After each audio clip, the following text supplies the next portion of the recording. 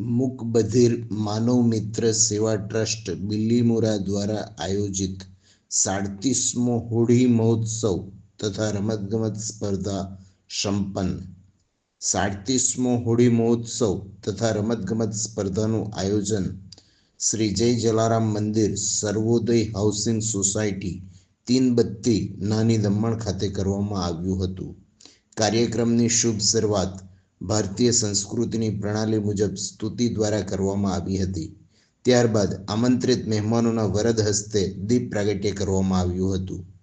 કાર્યક્રમના મુખ્ય મહેમાન ભરતભાઈ વ્યાસ કથાકાર પ્રસંગને અનુરૂપ પ્રાસંગિક ઉદ્બોધન રજૂ કરતા જણાવ્યું કે ધૂળેટીનો પર્વ એક એવો પર્વ છે જે એકબીજા વચ્ચે પ્રેમ જળવાઈ રહે, ખુશીઓ તેમજ આનંદનો પર્વ છે જેવી વાતો રજૂ કરી હતી। ત્યારબાદ ગોપાળદાદા નાની દમણના સામાજિક કાર્યકર પ્રસંગોચિત પ્રવચન રજૂ કરતા જણાવ્યું કે મૂક બધિર ભાઈઓ બહેનોની પડખે હું ઊભો રહીશ અને મારાથી જે પણ સેવા થાય એ સેવા કરવા માટે હું કટિબદ્ધ છું જેવી વાતો રજૂ કરી હતી। ત્યારબાદ મૂક બધિર ભાઈઓ બહેનોને સ્ટેજ ઉપર બોલાવી એમને તિલક કરી શુભેચ્છાઓ પાઠવવામાં આવી હતી।